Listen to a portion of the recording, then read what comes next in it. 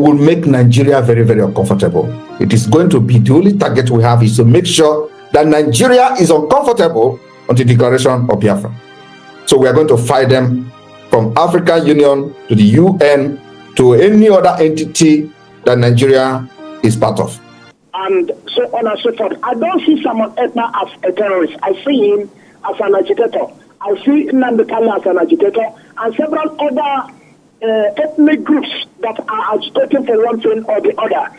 So guys, this is the current president of Nigeria at one time when he said he does not believe in one Nigeria. Anyway, that's not the topic for this video. So guys, I want to share with you a video in which Simon Ekpa has responded to the federal government declaring him wanted for, you know, supporting or sponsoring terrorists in Nigeria. So guys, a whole lot is packed in this video. So I just want you to take your time, relax and watch this video, because so many people have equally come out to react that the federal government wouldn't have gone that far. After all, they promised that when they come into power, they are going to negotiate. Now, instead of negotiating, they are taking the other route. So guys, just take your time and listen to what Simon Ekpa has got to say. And I'm going to be allowing you watch another video where an analyst is condemning the step taken by the federal government, that this is joke taken too far. They would have rather discussed on how to negotiate with all these agitators than to declare them wanted. That is even going to cause more problem in the southeast. So guys, a whole lot you are going to be watching in this video. Let me allow you to take a look at this. It was the problem that gave birth to Simon Ekpa today, because I said at a point, enough is enough. I cannot continue to watch my people being killed, butchered, and their head chopped off by the terrorists sponsored by Nigeria state. The one that break the camel back is a story that I would like to share to people of Greece today. In 2021, after the kidnap of Nnamdi Kanu, or in 2020 before he was kidnapped also, terrorists attacked my village, slaughtered people that I know, slaughtered women and men that I know, cut off their head. And these people, I know their family, I know their children, and I watched this video. One of the survivors of this attack is still alive today. He saw Nigeria Army as part of those who came for that attack.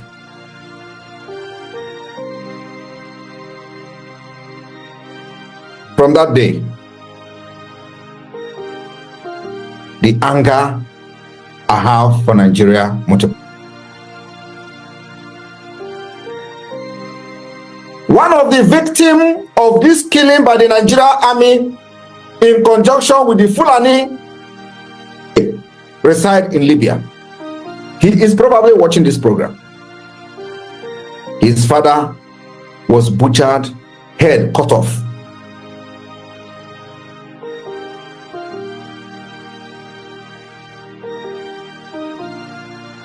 These particular killings, I documented it very well. I sent it to the president of Finland. I sent it to the I sent it to Brussels during the time the so-called Allen White was still doing lobbying with the IPOB name.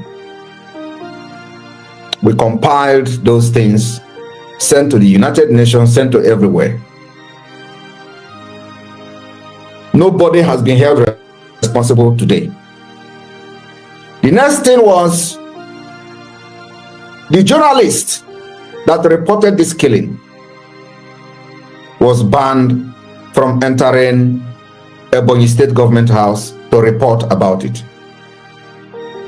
because they reported about it. So some of you may remember when Omahe journalists from entering Ebonyi Government House. One of those journalists his mother head was cut off. This is the first time I am sharing some secret. But today, from 2021 to this date, as you can see, nobody have been arrested because nobody would be arrested. I decided that in addition to all the killings of Biafrans, from Aba to the invasion of Mazi Nnamdi Kanu's house, killing over 28, according to people, they say there were people that were killed at numbers 100. They say it was 28 people that was killed in Oyendu's house. Coupled to Mpo massacre, this is a direct killing by the Nigeria state, not suspected terrorists or suspected headers. And I pray to God to opportunity to defend my people. And that opportunity is here. And I am defending Biafra with brutality. Very brutal. Nobody will kill Biafra again and live to tell the story. That's why anywhere they are in Biafra land, we will hunt them down. It is the best self-defense. In addition to that, the independent state of Biafra will follow it with diplomacy, political solution, and of course, the defense comes with the guerrilla warfare.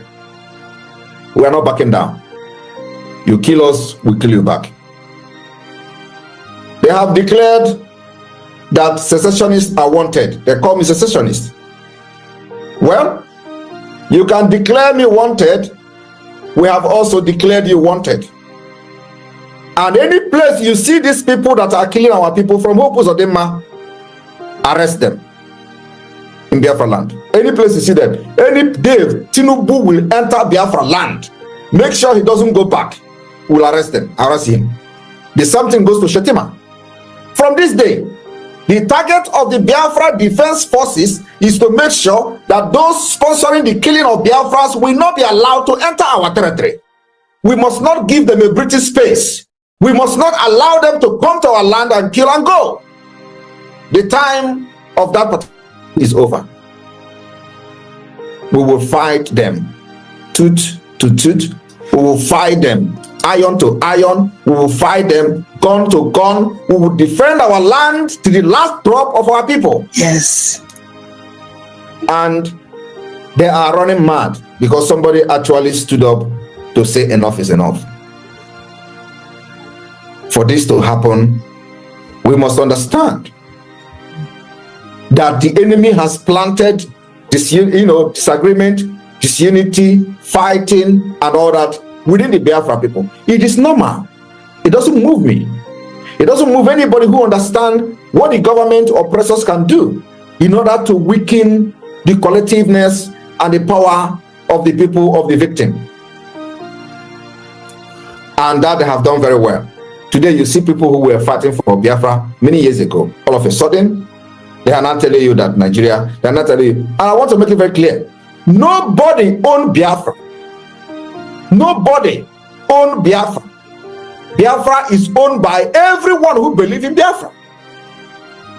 Nobody have the monopoly to restore Biafra.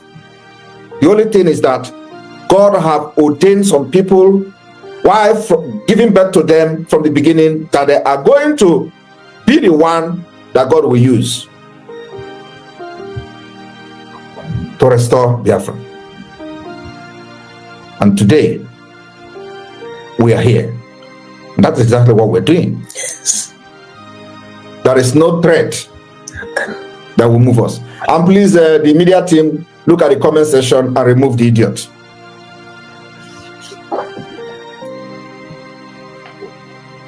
Our freedom is guaranteed. Guaranteed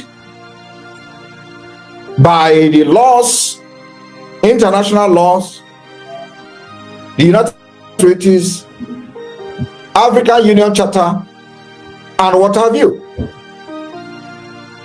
I am promising you today, using this opportunity of this tour to Greece, to promise Biafra people that in a matter of days, we will start the legal process for Nigeria for reparation to Biafra, the Biafra government. That particular reparation will start few days to come. And the information will be public. We will fight Nigeria from all corners. We will fight them legally. As this particular declaration is approaching, we will make Nigeria very, very uncomfortable. It is going to be the only target we have is to make sure that Nigeria is uncomfortable on the declaration of Biafra. So we are going to fight them from African Union to the UN to any other entity that Nigeria is part of. The next step of this Biafra liberation is the application for reparation. Thank you, everyone. Now, Simon Ekpa, to me, is not a terrorist. He is an agitator. Until we begin to put a difference between those who are agitating for something and those who are actually terrorists. Now, we know those that are terrorist group leaders in the country, and nothing positive has been done to quell the activities of those that are known to be terrorists, and so on and so forth. I don't see Simon Ekpa as a terrorist. I see him as an agitator. I see Nnamdi Kanu as an agitator, and several other ethnic groups that are agitating for one thing or the other, which, to me, the federal government should have sit back, have a roundtable talk, and discuss with these people to find out what are their grievances, why are they agitating, and what are they agitating for. These and more other ways could be adopted so that we'll be able to live in harmony as one nation. So, including Simon Ekpa in the list of those 96 or thereabout terrorists that have been listed by the government, I don't see that as I don't see him being part of that terrorist group. He's an agitator. He is asking for something. The federal government should look into what is the reason why he is asking for what he is asking for. And when that is looked into, then it could be resolved. We could have a roundtable discussion, and all those issues will be resolved. I don't think there is anybody who wants to break away from Nigeria, but I think they're asking that there should be more presence of the federal government activities and agencies in the other neglected. All right. Well, that's where we have to leave it for now. Thank you so much, DS. So guys, if you've been watching my videos, you know I'm a pro-Nigerian person. I want us to be together. I want Nigeria to stay united. I'm not one of those who are saying that, okay, Nigeria should be splitted into how many places. I want Nigeria to be together. But like other people who have equally seen with me that the constitution we have now need to be rejected. I mean, the constitution need to be touched. We have seen that this constitution has declared some people as sacred cows, as owners of the country, as the real people who own Nigeria, while others are seen to be second-class citizens. I think that is where the problem is. And we all know that during the time of Buhari, I tell you, nepotism was taken too far. You know, the Northerners were given so much power, especially the Fulanis. We saw all the carnage, all the things they did in places like Benue, Nasarawa, Bauchi, even in the southeast. You know, we saw so many things that they did. But I tell you, nobody is being questioned as we talk today. Nobody was arrested. Even those that were arrested were let go. So people feel, why should it just be the Northerners, proving to be the real owners of the land? And this is why this agitation is coming. So this current president, like other presidential candidates, promised that they were going to negotiate.